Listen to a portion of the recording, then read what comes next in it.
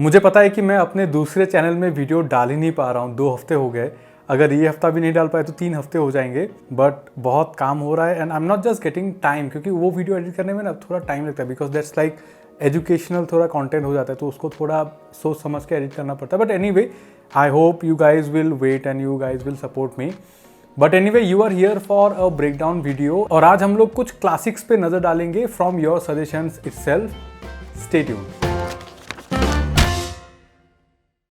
तो वीडियो शुरू करने से पहले ना, अगर आप मेरे इन वीडियोस को देखते हो, पसंद करते हो, देन प्लीज डू सब्सक्राइब, क्योंकि बहुत सारे लोग अभी तक सब्सक्राइब नहीं कर रहे। मुझे पता है कि आप लोग देखते हो लेकिन सब्सक्राइब नहीं करते हो। So if you do enjoy this content then please do support me, क्योंकि ना तो यूट्यूब नोटिफिकेशन भेजेगा, ना तो कुछ भी होगा, आपको कुछ भी बॉदर नहीं होगा, बस मेरा मोरल थोड़ा हाई हो जाएगा एंड थोड़ा मोटिवेशन मुझे मिल जाएगा, and trust me, I need that. Thank you. तो शुरू करते हैं with this clip from a black and white Telugu movie. मैं यहाँ पे कोई स्टोरी या प्लॉट के बारे में डिस्कस नहीं करूंगा, but there something very interesting happening in this shot. तो अभी आपके लिए, मेरे लिए ये शॉट देख के बहुत ऐसे सिंप्लीफाइड है, हम लोग ऐसा बोल सकते हैं कि क्या है ये, तो स्टॉप मोशन ही है।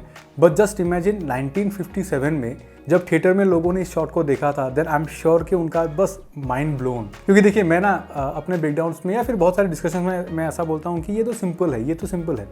देखिए, सिंपल डजंट मीन ईजी, ठीक है। और स्टॉप मोशन उसका एक बहुत ही अच्छा एग्जाम्पल है, क्योंकि स्टॉप मोशन का जो टेक्निक है वो ना काफ़ी सिंपल है कि आप चीज़ को थोड़ा मूव कीजिए, क्लिक कीजिए, मूव कीजिए, क्लिक कीजिए, मूव कीजिए, क्लिक कीजिए। So basically you are creating the frames that you want, ठीक है। बहुत सिंपल, बट उसको करना बहुत ही ज़्यादा डिफिकल्ट है, and to get the desired look वो तो बहुत ज़्यादा डिफिकल्ट है। एंड स्टॉप मोशन वैसे ही इतना डिफिकल्ट है, and just to make this shot little bit more difficult, आप यहाँ पे देख सकते हो कि इस कढ़ाई को ना जाते जाते उन लोगों ने घुमा भी दिया है। सो डेडिकेशन देखिए। और उसके बाद आता है ये क्लासिक शॉट। इसके बारे में भी मैंने बहुत सारे अपने वीडियोस में डिस्कस किया है कि बेसिकली देखिए क्या है कि जब कैमरा किसी कैरेक्टर से दूर रहेगा तो कैरेक्टर छोटा दिखेगा, जब कैमरा किसी कैरेक्टर के पास आएगा तो वो कैरेक्टर बड़ा दिखेगा स्क्रीन पे, राइट। दैट्स द मतलब बेसिक प्रिंसिपल।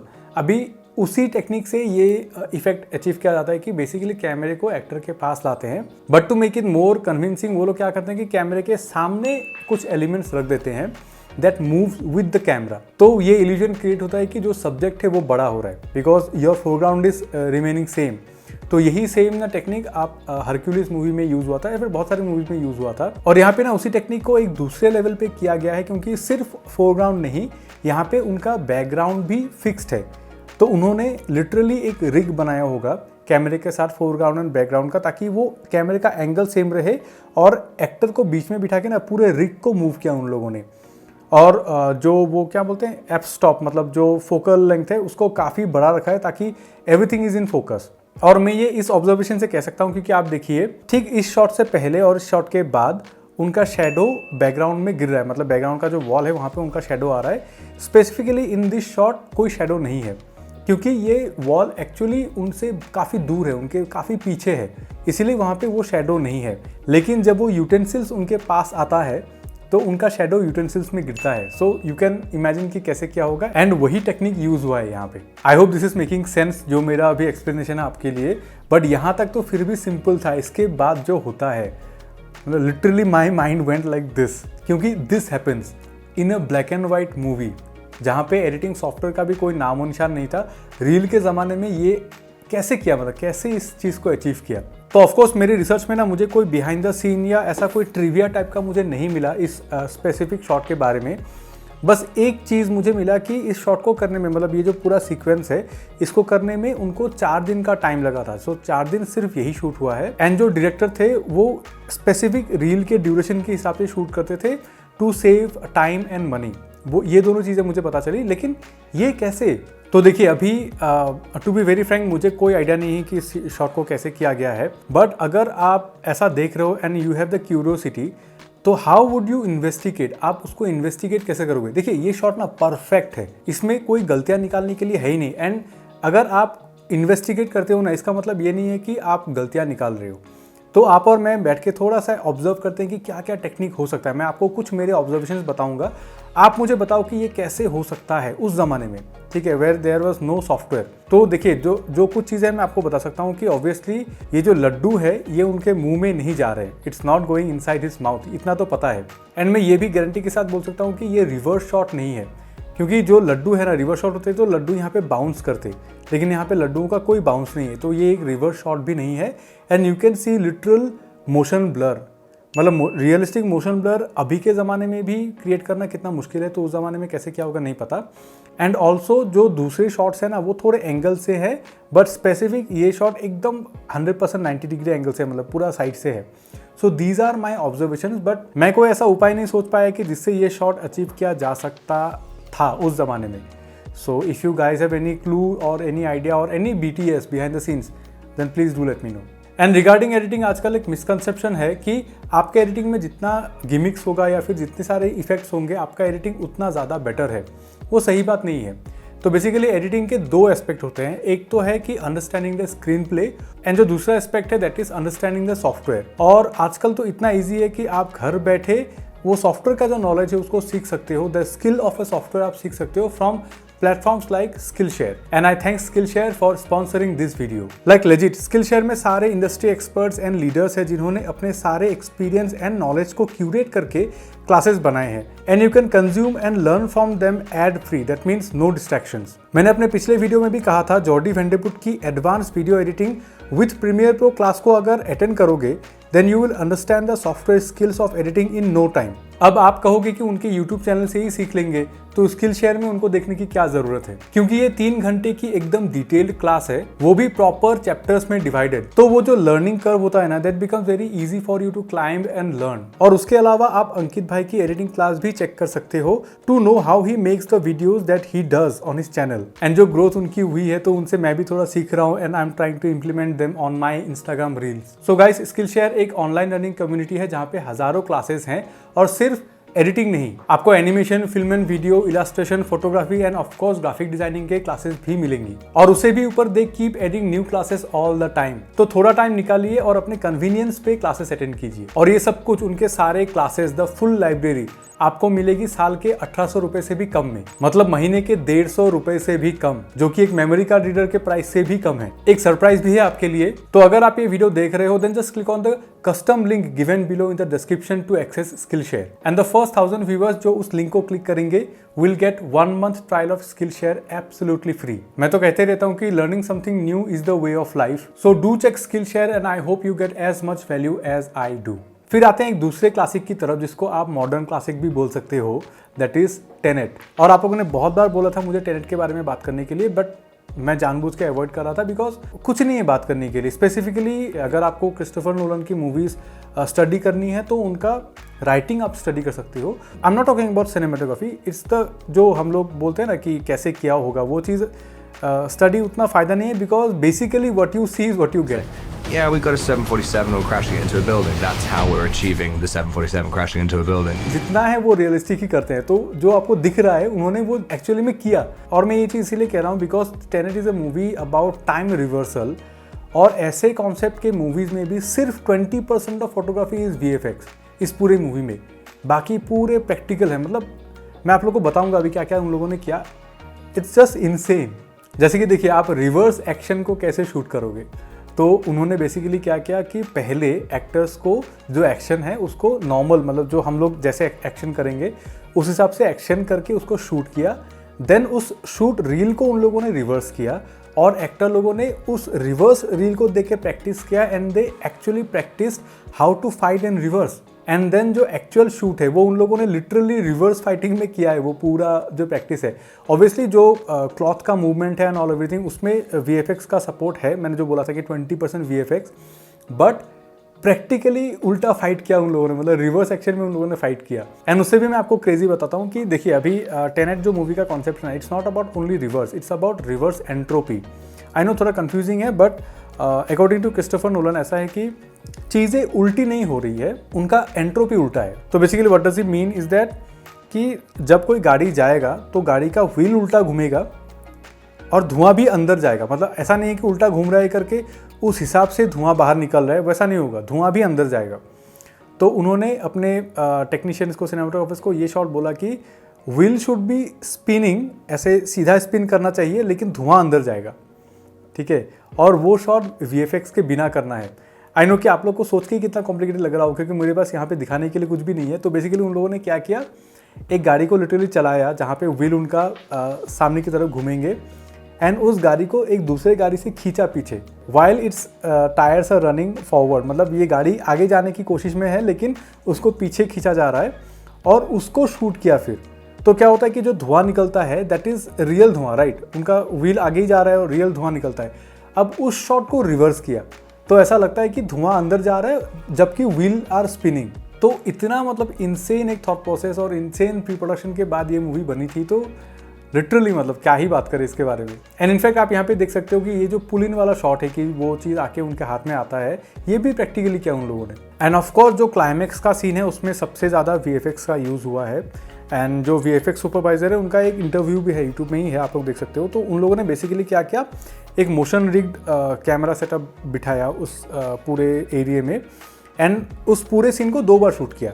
एक बार जो रेड आर्मी है, एक बार जो वो ब्लू आर्मी है। आई थिंक आप लोग समझ गए होंगे कि एक सीधा चलता है एक उल्टा चलता है।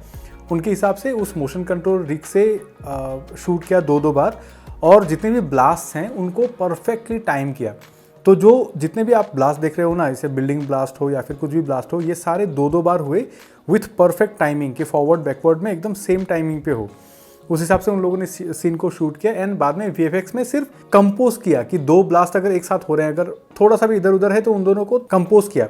इसीलिए ये शॉट पॉसिबल हुआ कि जहाँ पे वो जो बिल्डिंग है वो इम्प्लोड होता है और फिर एक्सप्लोड होता है। ये सारी चीज़ें क्योंकि वो दोनों बेसिकली एक सिमिलर रील है के ऊपर एक बस 50% ओपेसिटी में बिठा दिया तो ऐसा ही दिखेगा आपका। तो उन लोगों ने ये चीज़ भी प्रैक्टिकली किया है। तो आई नो कि मेरा ये ब्रेकडाउन कोई मेक सेंस नहीं करता, आपको कुछ भी समझ में नहीं आ रहा होगा, बट मैं भी आप लोग की तरह ही हूँ, मुझे भी कुछ भी समझ में नहीं आता कि कैसे अचीव किया इस मूवी का जो भी टेक्निक्स है। आई डोंट नो कि इफ दे आर लाइंग और नहीं पता, मतलब आई हैव नो क्लू कि उन लोगों ने कैसे किया। बट एक चीज़ जो शायद आप लोग को नहीं पता इस मूवी के बारे में, वो ये है कि जब ये मूवी निकली थी, मतलब Christopher Nolan is very famous for bad dialogues, मतलब bad sound. Not as serious as yours, I fear. उनके मूवीज़ के साउंड का बहुत कंप्लेन आता है कि डायलॉग सुनाई नहीं देते, जो ना इस मूवी में काफ़ी ज़्यादा था। तो लोगों ने इंटरनेट में पूरा रेडिट भर दिया था कि आई थिंक वार्नर ब्रदर्स का जो प्लेटफॉर्म है वहीं पे आई थी तो कुछ भी सुनाई नहीं दे रहा था। And this was one of the first movies जो रिलीज़ के आई थिंक 3 हफ्ते बाद ही OTT में आ गया था। तो वैसा कुछ एक हुआ था क्योंकि पैंडेमिक का टाइम चल रहा था, वो सब कुछ जो है। और वो इसीलिए हुआ था क्योंकि जब कोई मूवी बनती है ना तो वो थिएटर्स के लिए बनती है, राइट। तो थिएटर्स का कट अलग होता है, मतलब थिएटर्स में साउंड थिएटर के हिसाब से डाला जाता है और फिर बाद में जब वो DVD या फिर OTT में जाता है तो उस साउंड को, उस मूवी के साउंड को फिर से ट्रीट किया जाता है for your TV, for your mobile. तो इस मूवी में क्या हुआ था कि क्योंकि ये पहली मूवी थी जो रिलीज़ के ऑलमोस्ट साथ ही OTT में आई थी, तो उन लोगों को ना वो टाइम नहीं मिला। जब उन लोगों ने उनको जो वो ऑडियो का जो ट्रैक होता है उसको सेट करने का उनको टाइम नहीं मिला, तो जो हॉल का प्रिंट था वही उन लोगों ने OTT में भी रिलीज़ कर दिया। तो इसीलिए क्या हुआ कि वो हॉल का sound was not working in your mobile, in your headphone और whatever medium you use to view.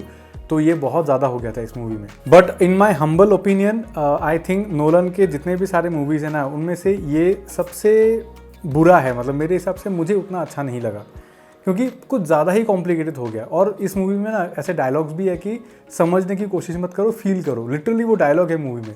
तो मुझे उतना मज़ा नहीं आया और मुझे लगा कि थोड़ा प्रिटेंशियस हो गया, मतलब complicated for the sake of being complicated, ऐसा हो गया। अब आप बोलोगे कि तू कौन होता है, नोलन के मूवी के बारे में बुरा बोलता है, दिस एंड दैट, तू जा राधे देख। I know, but complicated movies ना मैं भी देखता हूँ। प्रीडेस्टिनेशन मेरी one of the favourite movies है, ट्राइंगल, ये सारी मूवीज़ मैं भी देखता हूँ। बट ये मूवी नेवर मेड सेंस, मुझे पता ही नहीं चला कि मूवी में हुआ क्या एक्चुअली, ठीक है। और इनफैक्ट जो हीरो है उसका नाम भी नहीं है, उसको प्रोटैगनिस्ट ही बोलते हैं पूरे मूवी में। तो I am not a big fan of Tenet. मुझे बाकी सारे नोलन की मूवीज़ बहुत पसंद है but Tenet not very much. फिर बात करेंगे about the new Batman movie. तो ये सेगमेंट कोई ऐसा ब्रेकडाउन का सेगमेंट नहीं है क्योंकि ये मूवी अभी तक रिलीज़ भी नहीं हुई है, कोई रिसर्च मटेरियल नहीं है, सिर्फ एक्टर्स के इंटरव्यूज़ है। बट मैं आप लोग को एक चीज़ बोलना चाहता हूँ कि जब 2005 में नोलन की बैटमैन मूवी निकली थी, उस टाइम पे वो मूवी देख के ना मेरा ऐसा माइंड ब्लोन हो गया था क्योंकि मुझे लगा था कि how can somebody tell a superhero story like this. लोग बोलते हैं कि Marvel made superhero genre a mainstream, but in my humble opinion I think Nolan की जो बैटमैन ट्रिलॉजी थी वो ट्रिलॉजी ने एक्चुअली सुपर हीरो जॉनर को एक मेन स्ट्रीम मीडिया में कन्वर्ट किया। लोगों को वो पता चला कि superheroes can be made for adults as well, मतलब बड़े लोगों के लिए भी बना सकते हैं, नॉट ओनली फॉर किड्स। वो चीज़ नोलन के ट्रिलॉजी के बाद ही हुआ। एंड आर्ग्यूएबली ना उस पॉइंट के बाद Batman became a easier character to handle, ऐसा मुझे लगता है। क्योंकि देखिए अभी क्या है ना, जैसे हम लोग बोलते हैं कि बैटमैन की मूवीज़ डार्क होती है, ये होती है, वो होता है, बट व्हाट इज़ डार्क? अब जब बोलते हो ना कि एक कहानी डार्क है, उसका मतलब क्या है? कभी आपने सोचा है कि व्हाट इज़ एक्चुअली डार्क? मैं ऐसे डार्क विजुअल्स के बारे में नहीं बोल रहा हूँ कि ऐसे मर्डर दिखा दिया, ये दिखा दिया, उन सब के बारे में मैं नहीं बोल रहा हूँ, बट एक कहानी डार्क कैसे होती है? तो बेसिकली देखिए अभी एक और आर्गूमेंट है कि Batman is the most real character, but आप अगर सोच के देखोगे ना, then Batman is the most unreal character. मतलब आप सुपरमैन भी मे बी पॉसिबल हो सकता है, लेकिन बैटमैन पॉसिबल है ही नहीं, द थिंग्स ही डज। इसीलिए तो इतने सारे मीम्स है कि बैटमैन जब गायब होता है तो होता कैसे है वो, he is not super human, right? तो बेसिकली डार्क क्या होता है, मतलब why Batman is so convincing कि क्या होता है, whenever you show life, real life, वो कॉमेडी हो जाता है। मतलब मैं रियल लाइफ मतलब ऐसा नहीं बोल रहा हूँ कि रियल लाइफ इंसिडेंट के बारे में, वो नहीं बोल रहा हूँ, बट जो प्रैक्टिकल मतलब नुक्स एंड कॉर्नर्स होते हैं ना अपने लाइफ के, वो अगर आपने दिखा दिया then it will become comedy. और अगर आपने वो सारी चीज़ को पूरा अवॉइड ही कर दिया then it will become dark. For example अभी आप एक सीक्वेंस सोचिए कि सपोज आपको किसी का कॉल आया और उसने आपको बहुत बड़ी धमकी दी और आपको बहुत गुस्सा आया, आप घर से निकल गए अपना बाइक लेके और जाके उसके सर पे से बोतल फोड़ दिया, ठीक है, दैट्स द सीक्वेंस। तो डार्क क्या होगा कि आपको कॉल आया, ऐसा ऐसा है, आप निकले बाइक से घुर्र करके गए और नेक्स्ट शॉट में ठांग पूरा तोड़ दिया, ठीक है, ये डार्क हो गया, राइट? मतलब आपने इतना डार्कली दिखाया। लेकिन अगर आप सोचिए कि एक्चुअल में क्या होगा, आपके लाइफ का जो नुक्स एंड कॉर्नर्स है उसमें एक्चुअली क्या होगा, आपको कॉल आएगा, ठीक है, फिर आप गुस्से में फ़ोन रखोगे, फिर आप बाथरूम जाओगे, फ्रेशन अप होगे, क्योंकि वो भी तो ज़रूरी है ना, कहीं निकलने से पहले वो करोगे, फिर बाइक का चाबी लोगे, बाइक निकालोगे, जाओगे उसके जगह पे, बाइक को पार्क करोगे, फिर जाओगे घर ढूंढोगे, टिंग टोंग, कितना कुछ है मतलब आपके लाइफ में। तो अगर आपने वो सारे स्टेप दिखा दिए ना, then it will become a comedy. तो बैटमैन, आप देखिएगा बैटमैन की स्टोरीज में ना, ये जो नुक्स एंड कॉर्नर्स है ये दे टोटली अवॉइड। ऑब्वियसली इस कैरेक्टर के ऊपर इतने सारे मूवीज़ बन चुकी है, इतनी सारी कहानियाँ कही जा चुकी है इस कैरेक्टर के बारे में। तो अभी क्या है कि जो नोन फैक्ट्स है, लाइक कि वो ऐसे गर्दन नहीं हिला सकता, कोई भी बैटमैन, आज तक मैंने नहीं देखा कि कोई भी बैटमैन ऐसे गर्दन हिला सकता है। तो ये सब कुछ तो है, लेकिन अभी वो जो डार्क शेड, मतलब जो वो आई शेड वाला जो है, उसको इस मूवी में एड्रेस किया, तो ऑब्वियसली ये कैरेक्टर और भी इवॉल्व होगा। बट आई थिंक जो मैंने अपने उस सुपर हीरो वीडियो में बोला था कि actions without explanation makes things funny, तो बैटमैन का भी ना वही एक चीज़ है। इसीलिए बैटमैन को बहुत कॉमेडी भी बनाया जा सकता है और बहुत सीरियस भी बनाया जा सकता है। सो that's it. But in terms of looks, मतलब अगर आप बोलोगे कि लुक्स वाइज, देखिए क्रिस्टोफर नोलन की बैटमैन एक अलग जगह पे है, ठीक है, उसको किसी के साथ कंपेयर ही नहीं कर सकते। वो उसका वर्ल्ड अलग था, उसका पूरा वो सब कुछ अलग था। But in terms of Batman जब ऐसे बैटमैन को दिखाया गया, आई थिंक जैक स्नाइडर ने जो बैटमैन दिखाया था that was the most accurate. मतलब मुझे वो बैटमैन बहुत अच्छा लगा था। बहुत लोगों ने मजाक उड़ाया था कि फैटमैन ये वो, बट आई थिंक बहुत सही था वो बैटमैन। मतलब अगर आप वैसा दिखने लग गए ना, इतना अगर मास आपको आ गया, ओह। बट ये बैटमैन का जो पहला ट्रेलर आया था ना, वहाँ पे जो वो डक टेप के साउंड के साथ जो एडिटिंग किया था शुरुआत का,